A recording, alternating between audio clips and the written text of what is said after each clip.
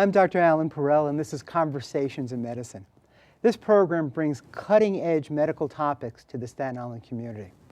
Today's program will focus on the evolving role of hospitals in the community. As many of you could think, hospitals are a large employer. They deal with the safety of people, emergency room care, complicated procedures, and community safety as a whole. It's my great pleasure and privilege to have Dr. Daniel Messina here. Dr. Messina is the President and Chief Executive Officer of Richmond University Medical Center. He's been there for 2.5 years, and as the Chairman of the Department of Neurology, I can't tell you how happy I am that you're there and the marvelous things that you've done for the hospital over the last 2 years in my department. Dr. Messina is a lifelong Staten Islander, it's always nice to say, and has really a lot of interest in Staten Island as a whole and knows Staten Island. Everybody who I know, who I've ever seen on the streets, always says that they know you or your family, and that's such a lovely thing. What we'd like to talk about tonight is what's going on at Richmond University Medical Center, and even more broadly, what's going on in the hospital systems in this country and on Staten Island. Some major news came out recently about an emergency room and some new development in our emergency room department. Maybe you could tell us a little bit about it. Sure. Well, right now, probably the biggest news at Richmond University Medical Center is the construction of our new emergency department. Our present emergency department was built for about 25,000 emergency room visits, and we're hovering close to 70,000 right now. So this project is certainly timely, needed to address the increasing demands of our island population, but more importantly, really prepare us for the future as the island continues to grow, and in particular, many of the shoreline areas, certainly in the St. George area now with all the development and the new wheel going up. So I think we'll see a big increase in tourism, and certainly that'll have an impact on the hospital as well. Are there any services that the new emergency room department will have available to it that the old doesn't? Well, I think one of the main features of the new emergency department will be the reality of having all private rooms. The days of cubicle curtains have finally left, and we're very excited about that. So increased space, privacy, space for family and friends, and loved ones to be there with the patient in a highly private area is something that I think is going to be a great step forward on. As far as some of the other components of the new emergency department, we will have a pediatric section, a dedicated pediatric section, a special section for urgent care that will actually integrate urgent care with behavioral. So we'll have the co-location and the integration of primary care and behavioral medicine into this urgent care center. So as a component of the urgent care center, we'll also have that additional capability. And then as far as just all the support space, increased trauma bays, as a level 1 trauma center, we're very proud. Just recently we were accredited by the American College of Surgeons, and one of the first in the New York tri-state area to actually be a level 1 adult trauma center and a level 2 pediatric accredited hospital. So that's a big step forward for us. And then probably one of the other more exciting pieces to this project is the fact that the new emergency department will be structurally designed to be able to have us shell out a second story, which will be the future home of our new surgical operation. And we'll make preparations there for 10 new ORs, large, spacious ORs. Sounds like a lot of things going on. You know, you were talking about some of the certifications, and as a neurologist, I'm just so proud of our designation as a stroke center and how well we're doing it in the American Heart Association designation is really the Gold Plus Stroke Center, so it's really very nice. And the emergency room has such interesting parts to it, where right now we're able to have patients go in and directly get a CAT scan, because it's right next as part of the emergency room, which is very unique. The idea that we could actually sometimes have a patient go in and just be eyeballed by one of the emergency room physicians and then go right to CAT scan shaves so many precious minutes off of someone who has a stroke. And as you know, and we've spoken about, time is brain. The longer it takes to get people treatment with strokes, it's so important. So when we think about a hospital, sometimes my conception is that it's always this building. But it really is much more than that. There's a lot of locations. There's an inpatient portion of it. there's an outpatient portion of it. Maybe you could describe a little bit to the people of Staten Island, when you listen to things about hospitals, you just think of that building you drove by, rather than all the other services in the community that it provides. What services does Richmond University Medical Center provide the community? Both, and we know the obvious is the inpatient, of course, but even more about what's going on the outpatient side. So, hospitals today are actually becoming largely critical care enterprises. Years ago, a healthcare futurist, his name was Leland Kaiser, many years ago talked about his prediction that someday hospitals would become big intensive care units. And that's really kind of what's unfolding. Back then we thought he had a couple of marbles missing there. But here we are today, more and more care is being pushed outside the walls of the hospital. So we're very fortunate as we began to address the clinical needs of Richmond University Medical Center. We began to work through what's called the master facility planning process. So as part of our emergency room design, side by side was a process where we assessed all of the clinical needs and projected out what those demands would look like 5 and 10 years out. So as we proceeded with the strategic planning for Richmond University Medical Center, we identified, as we talked earlier, about the needs for a new emergency department. But side by side was the needs to continue to expand surgical services. And then the third piece of that puzzle was critical care. So the investments that we're looking at making are investments that are needed for our existing growth, but more importantly, they really match up with how the world of hospital medicine is changing. So those three needs really kind of fit very, very well. So a large part of our efforts, while we talk a great deal about the infrastructure of the hospital, our efforts are probably even more so on the outpatient ambulatory side. So we look to meet the needs of our island population. We're not just a North Shore hospital, we are a Staten Island hospital. And we have a fairly significant footprint and a growing footprint of ambulatory sites, working closely with our medical staff and creating new healthcare sites to better address the growing needs of the patients. Tell me a little bit, behavioral medicine, the idea about mental health, that's been such a hot political topic over the last few years, that people aren't getting the proper mental health treatment, people who are sick, people you don't think about if someone is not bleeding, that you don't think about them as being ill, and some of the tragedies that have occurred in this country and around the world from people who are mentally ill. Richmond University has made a very big effort over the years that I've been there, for the last 10, 12 years that I've been at the hospital, to really, and well before this, it's been there for decades, to really with the psychiatry and behavioral health issues, both as an inpatient, outpatient, emergency room. What do you think about that? Why has there been so much effort by administration to work on the behavioral health, the mental health issues at our hospital? Well, again, I think one of the defining aspects of our organization is that we truly look to meet those very special needs across the spectrum of healthcare with our community. And certainly the challenges that exist today in large part relate to a lot of behavioral and mental health related challenges. So with addiction services, depression, anxiety, many of these underlying conditions often present themselves with medical presentations that sometimes don't get the dots connected as well.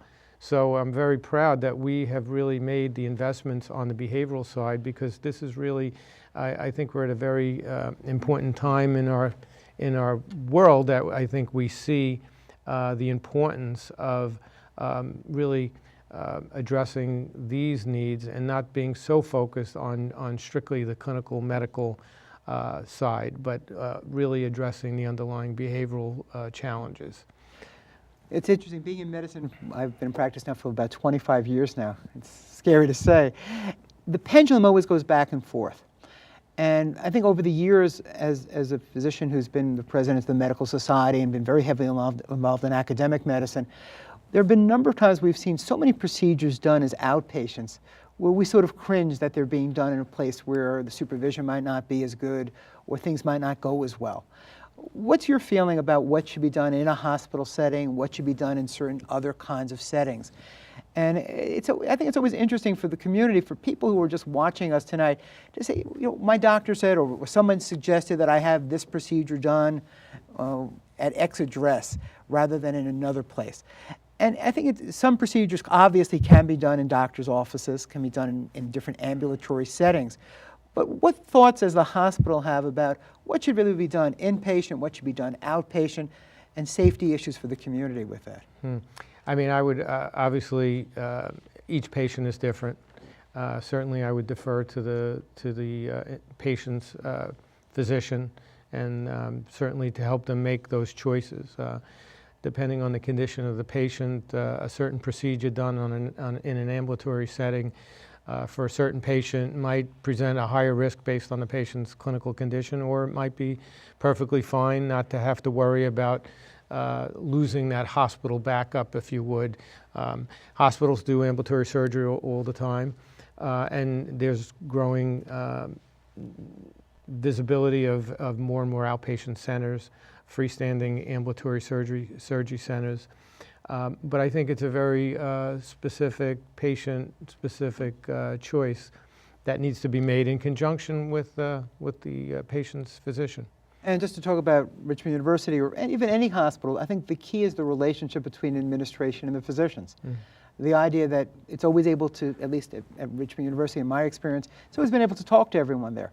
And if there are issues about safety or issues about where things should be done, a lot of times things are put together to make it in the best interest of the patient, not just the doctor, not just the hospital, but in order to get the patient the best care that they possibly can. Well, we're very, very fortunate, and we truly believe that the cornerstone of our operation is obviously our medical staff.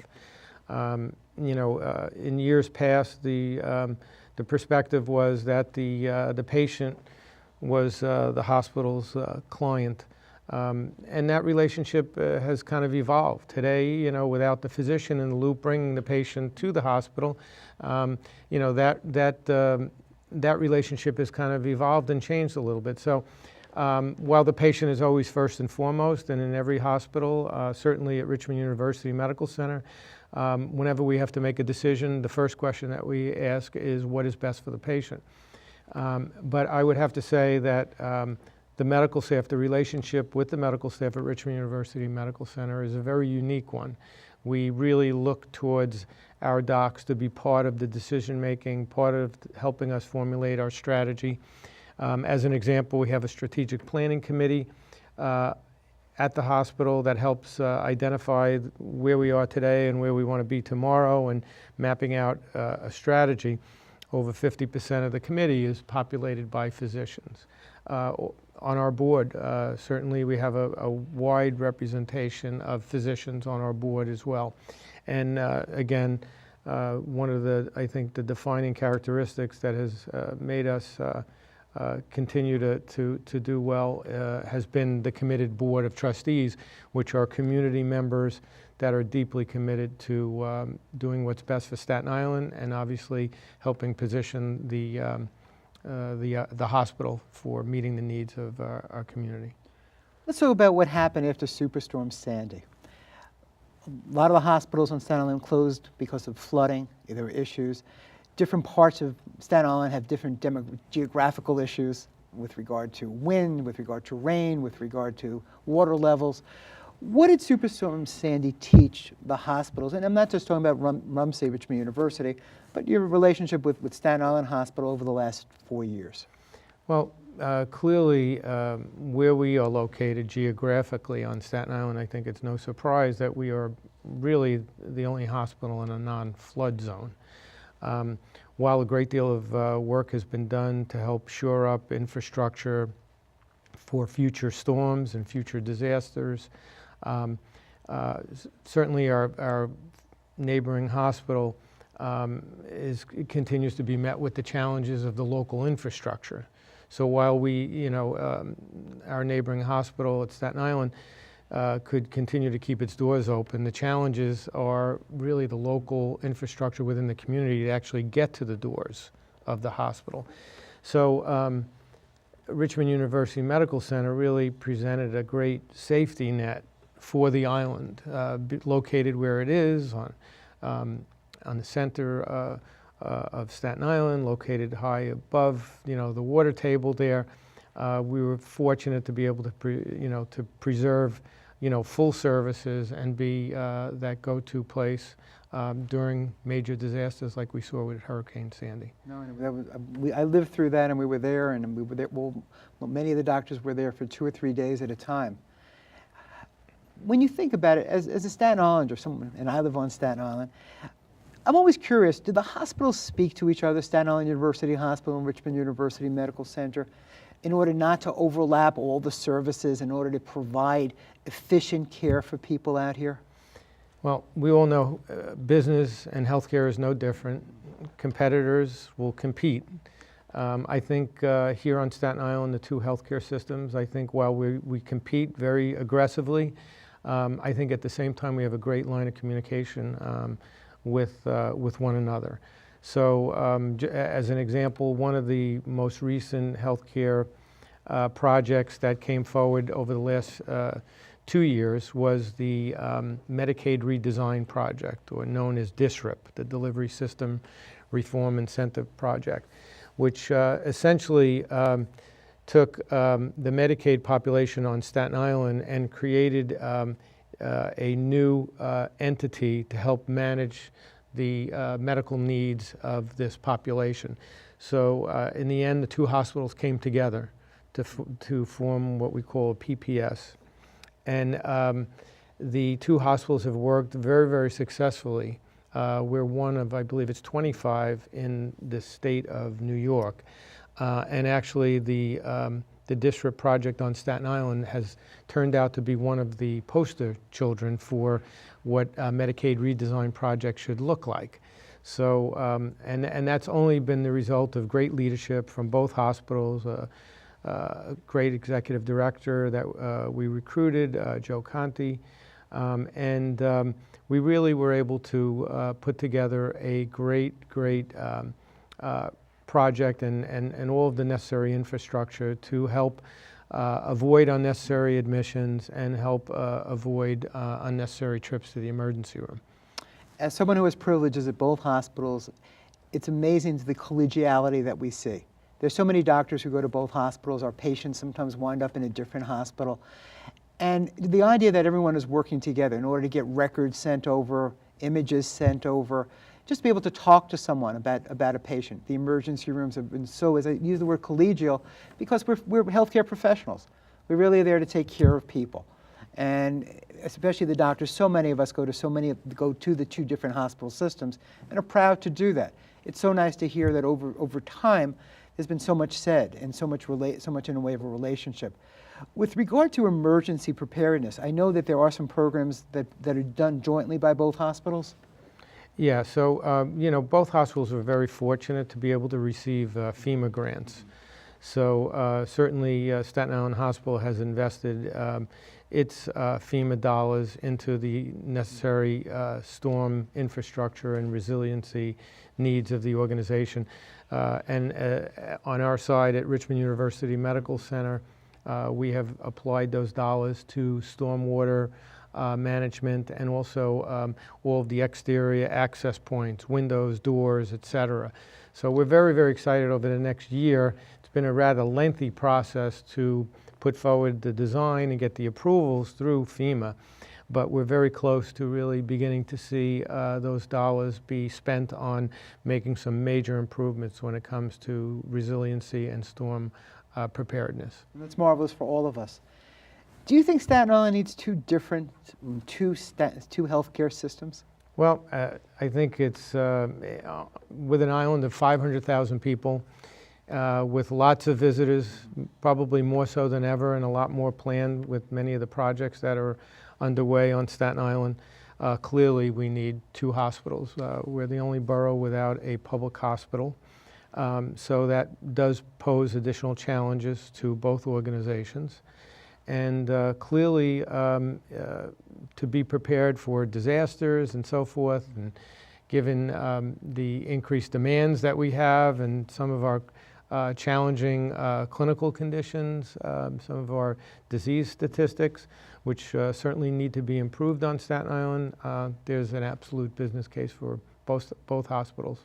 As you know, we've had a full-service hospital at U.S. Public Health Hospital, Bailey Seton, and that since has closed to be more long-term care and behavioral.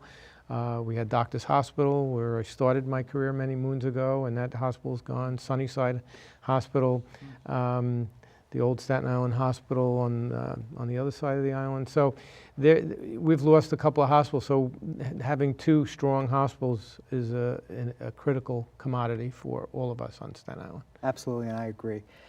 So many of my patients, so many people on the street, somebody talking to us, talk about whether they should get their care on Staten Island or leave for Manhattan or other places.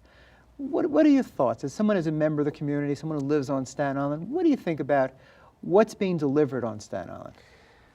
I think, both hospitals are highly capable, terrific medical staffs, great allied health professionals and nursing staffs.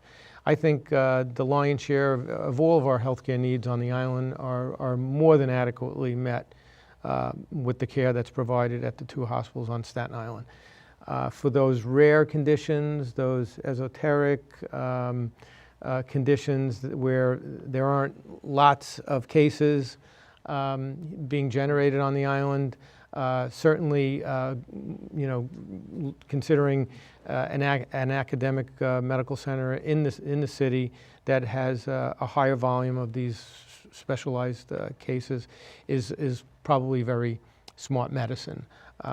But I think the lion's share, 99%, 95% of really all the clinical needs that are required on the island are more than adequately taken care of here at our hospitals. And I echo that. Same docs, same training, et cetera. So I trained in Manhattan at Columbia. I'm very familiar with the people in Manhattan, and I've seen some of the best doctors I've ever worked with on Staten Island. absolutely. They really do a really remarkable job. And many of them are our neighbors, which is so nice to see. With regard to the presidential election and change of administrations, do you think that's going to impact health care and hospital care? Well, I guess that's the big question at hand. I think, I wish I had a crystal ball. I think, the initial discussions during some of the debates really early on made it sound like the entire Affordable Care Act was going to be blown up. But I think now we're starting to hear that some of the positives are going to be retained, and I think the conversation is beginning to change a little bit. So things like pre-existing conditions or the age limit of 26, I think we're going to start to see a lot of compromising. So there are some good facets to Obamacare, and I think time will tell as to what plays out ultimately. I remember the first time we met, and we talked about multiple sclerosis. And that's something that I do a lot of work with. I run the MS Center of Staten Island. It's been out there for 25 years. We're going to celebrate our anniversary this year. And I know you're heavily involved with multiple sclerosis on the board of directors nationally. And we talked about how we can get better care for our patients. What drew you to MS, and what, if you want to even talk about some of your highlights of your healthcare career? Mm-hmm. Well, again, I think, my roots of MS go back to my family. My mom, had MS for the most part for my entire life since I was a couple of years old. So, as an only child, my dad and myself kind of battled the disease with my mom. My mom had chronic progressive. There's two types, as you know better than anyone, being a neurologist. Relapsing, remitting, and chronic progressive, and unfortunately, the chronic progressive is the more challenging form of MS. So that was a bit of a struggle when I was younger, and certainly becoming a healthcare professional, it played a part of my, an important part of my life in helping me not only try to always be facilitating the best care for Mom, but also thinking about how can I help others. And one of the things I did in New Jersey, I left Staten Island in the 80s and spent a big chunk of my career in New Jersey at Hackensack and in southern New Jersey, in large part at Centra State Medical Center, where I just left to come back to Richmond University. And one of my projects that I'm very, very proud of was the development of the Linda E. Cardinale Comprehensive Breast Center, so Comprehensive MS Center, excuse me. And that was actually a project where, a gentleman by the name of Vito Cardinale, whose wife had been battling MS, was a real estate developer in New Jersey. And when Centra State and my colleagues were looking for ambulatory sites, the paths crossed with Centra State and this gentleman. And before you know it, my name surfaced as being somebody interested in MS, and he was very passionate as well. The two of us came together, and we created this very, very successful MS center that I think has some 4,000, 5,000 patients right now, with a big infusion center, a wellness center. So very exciting. So I'm happy that that I left a little bit of an exclamation point on a very tough experience. It's a marvelous center, and I do know the Cardinale as well on many different levels, especially Linda. As you were mentioning about MS, MS mostly starts out as relapsing disease and then eventually goes on in many people to have progressive disease. The beauty of what I think of the 25 years that I've been at this center, and that of the last 20 years we have medicines. So we've changed dramatically. The model of MS, how people do, has really changed very much and even on the topic that we're talking about tonight, that I had patients in the hospital for weeks and weeks. Now rarely do people go into the hospital with MS. Sometimes they go in for a little bit of treatment, they go in for a few days of steroids, they go in for rehabilitative therapies. But right now it's very, very different. And the landscape has changed with MS over the 20 years that we've been doing it, since there have been medicines, and the 25 years that our center's been here. Very familiar with the center that you helped organize in New Jersey, and our center sees a couple of thousand patients too. So it's really very wonderful that we have that in common and able to take care of that. Without a doubt.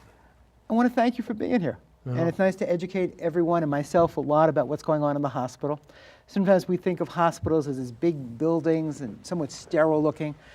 But when you actually go into the hospital, you see all these people. And if you think about it, the hospital systems on Staten Island are probably the largest employers on Staten Island. We all have a stake in the hospitals. And making them survive, giving us proper care, is something that's very, very crucial. And I want to thank you for enlightening us, and it's always a pleasure to see you. My pleasure. Thank you.